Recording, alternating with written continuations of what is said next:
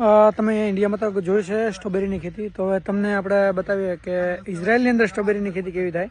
તો એક વિડીયો તમને શેર કરું છું, તમે આ જુઓ. ઇઝરાયલની સ્ટ્રોબેરીની ખેતી.